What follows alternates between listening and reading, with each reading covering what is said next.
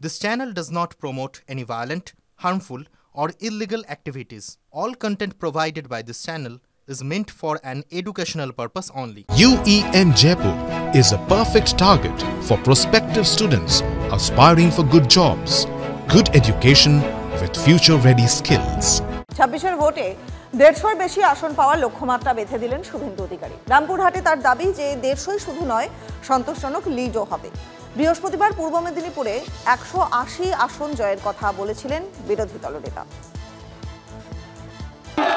বাংলার সনাতনী সমাজ তখনই মুক্তি পাবে যখন মমতা ব্যানার্জি প্রাক্তন হবে। এই জেলায় মমতা ব্যানার্জিকে আপনারা হারিয়েছেন। এই জেলার 200 লোকসভা আসন নরেন্দ্র মোদীজিকে দিয়েছেন। শপথ নিন, আমরা দেব 16, রাজ্যে হব 180 অন্তত, এবং মমতাকে প্রাক্তন করব। পশ্চিমবাংলায় সুশাসন সুরক্ষা দেব। 180 দেখুন, সেটা আমাদের সরকারে আসতে হবে। আমি পূর্ব মেদিনীপুরে বলেছি যে 16টা 15টায় লিড আছে। হ্যাঁ, 100 ওখানে 15টায় লিড আছে, 16টা হবে। সেটা সংখ্যার তো এভাবে বলা যায় না, আমি কখনো বলিও না, কিন্তু বিজেপি সরকারে হবে, ম্যাজিক ফিগারের উপরে যাবে। অতএব 150-এর উপরে আমাদের যেতে হবে, আমরা সেই লক্ষ্যে এগোবো। এবং আমি বলেছি যে 150 শুধু নয়, একটা কমফোর্টেবল লিড হবে। বিরোধী দলনেতার কথার পরিপ্রেক্ষিতে পুর এবং নগরোন্নয়ন মন্ত্রী ফিরহাদ হাকিম তিনি কি বললেন শুনুন। 77 থেকে কমে আজকে 60-এ নামছে, এরপরে 40-এর কমে নামলে ওই তো বিরোধী দলনেতা থাকতে হবে, 30-এর কমে নামলে হাফ তো হয়েছে গেছে প্রায়, আর হাফ। আর আজ নজর তো থাকবে হলদিয়ার দিকে। হলদিয়াতে আজ শুভেন্দু অধিকারী শর্ত সাপেক্ষে বিরোধী দলনেতার কর্মসূচিতে অনুমতি দিল কলকাতা হাইকোর্ট।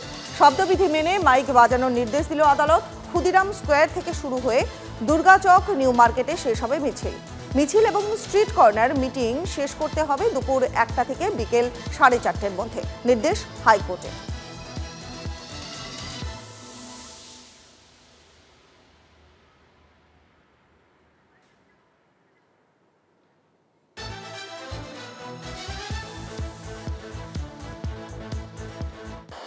সব সবার জন্য আমাদের কোর্টে যেতে হয়, কোর্টের অনুমতি নিতে হয়। পশ্চিমবাংলায় টিএমসি সরকার বিরোধীদের সভা করার অনুমতি দেয় না, তাই বারে কোর্টে যেতে হয়। এটা অভ্যাসে পরিণত হয়ে গেছে, এটা গণতন্ত্রের শোভা পায় না। আর এবার একটা বিস্ফোরক অভিযোগ, অধীরকে খুনের সুপারি জেলের কয়েদিকে।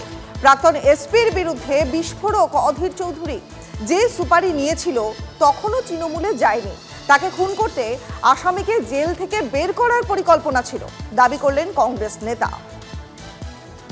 জেলখানা থেকে ছেড়ে দেওয়ার ব্যবস্থা হয়, তার বদলা নেওয়ার জন্য আবার ঢুকিয়ে নেওয়া হয়। আপনাদেরকে বলি, আমাকে দেখছেন সামনে অধীর চৌধুরী বসে আছে। এই অধীর চৌধুরীকে মারানোর জন্য জেলখানার মধ্যে বসে থাকা অবস্থায় আসামিকে প্রপোজাল দিচ্ছে কে? এই জেলার অনেক দিনের পুরনো এক এসপি, আমি নাম করছি না, যে সুপারি নিয়েছিল তখনও তৃণমূলে সে যায়নি, সুপারি নিয়েছিল অধীর চৌধুরীকে মারাবো। তাই জেলখানার ভেতরে বসে থাকা আসামিকে প্রতিনিয়ত পরামর্শ প্ররোচিত এবং জেলখানায় ইন্টারভিউর নামে, জিজ্ঞাসাবাদের নামে গিয়ে তাদের উপর চাপ সৃষ্টি করা হয়েছিল। জেলখানা থেকে বার করে দেবো, মেরে আবার ঢুকিয়ে নিব জেলে। জেনে রাখুন আপনারা।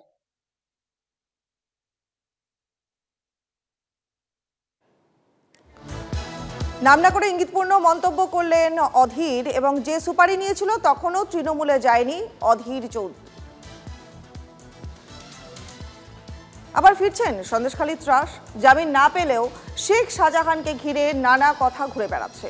আর তার মধ্যেই টাকার বিনিময়ে শাহজাহানের নামে দায়ের করা মামলা তুলে নেওয়ার হুমকি ফোন এলো রবীন মণ্ডলের ভাইপো নীলাদ্রি মণ্ডলের কাছে। ফোনটা কে করলো? বিজেপির রেখা পাত্র তিনি দাবি করছেন যে শাহজাহান বাহিনীর হুমকিতে ঘর ছাড়া অভিযোগকারী মণ্ডল পরিবার।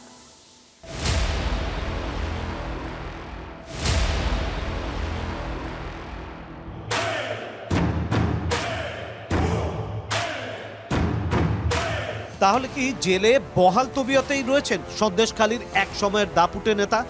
ফেলে আসা সাম্রাজ্যের রাজ ধরতে চাইছেন শেখ শাহজাহান? সেই আশঙ্কা উস্কে দিয়েছিলেন সর্বরিয়ার বাসিন্দা রবিন মণ্ডল। অভিযোগ করেছিলেন জেলে বসেই তাকে হুমকি দিয়েছেন শেখ শাহজাহান ও তার দলবল। সেই ঘটনার রেশ কাটার আগেই ভাইরাল আরও এক হুমকি ফোনের অডিও। যদিও সেই অডিওর সত্যতা যাচাই করেনি TV9 বাংলা। রবিন মণ্ডলের ভাইপো নীলাদ্রি মণ্ডলের কাছে টাকার বিনিময়ে শাহজাহানের নামে দায়ের করা মামলা তুলে নেওয়ার প্রস্তাব এলো ফোনের ওপার থেকে। তুমি একটু তোমার বাবার সাথে গিয়ে তুমি বলবে যে এরকম বাবলুদা খবর পাঠিয়েছে যে যদি ভাবির সাথে যদি কোনো মোটা অঙ্কের টাকার যদি রোপা দোপা করে নেয়, বুঝলে, তাহলে এইটা করে নিয়ে সেটেলমেন্ট করে নিতে বলবে। কারণ শাহজাহান শেখ বেরোলে কিন্তু তখন কিন্তু আর কিন্তু কোনো কিছু হবে না। কিন্তু শাহজাহান শেখ ফিরলে আর জায়গাও দেবে না, কোনো টাকা পয়সা দেবে না, এটাই বলতে চাইছি। তো টাকা রোপা করে নিলে কি বলতো, সেটা নিজেদেরই ভালো। ফোনটা করলো কে?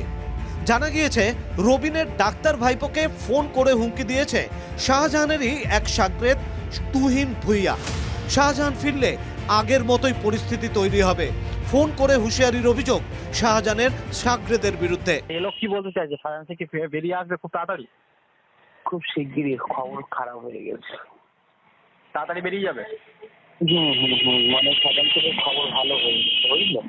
আর আমার মামা ও সব বেরিয়ে যাবে, সব কথা সবাই বেরিয়ে যাবে। তা বেরিয়ে গেলে কি আগের মতো যেভাবে চলতো সেভাবে পারবে? সব সেই রকম সেটা হয়ে যাবে। শুক্রবার রবিন মণ্ডলের বাড়িতে যান বিজেপির রেখা পাত্র। তবে মণ্ডল পরিবারের কোনো সদস্যদের সঙ্গে তার কথা হয়নি। বাড়িতে তালা লাগানো দেখে রেখার দাবি, শাহজাহান বাহিনীর লাগাতার হুমকিতেই তারা ঘর ছাড়া। আমাদের ঢোকার কিছুক্ষণ আগে এখানে শাহজাহান বাহিনীর সব টিম ঢুকে এনার বাড়িতে হুমকি দিয়ে গেছে এবং এনাদের বাড়ির যাদেরকে নিয়ে আমরা লড়াই করব, যে বেটা ছেলেগুলো, তারা বাড়ি ছাড়া, বাড়ি থেকে পালিয়ে গেছে, তারা বাড়িতে নেই এবং মহিলারা আছে হয়তো এক একজন, ওনারা কেউ ভয়ে বেরোচ্ছে না। এই রেখাপাত্র যাওয়ার পরেও সেই পরিবার দেখা করে, তারা রাজনীতি চায় না, তারা সমস্যার সমাধান চায়।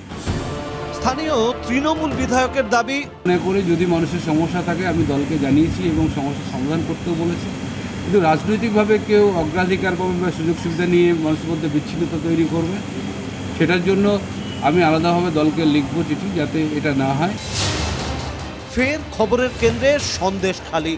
শেখ শাহজাহানের জেল মুক্তি নিয়ে জল্পনা, সিবিআইয়ের ভূমিকা নিয়ে প্রশ্ন তুলছেন বামেরা।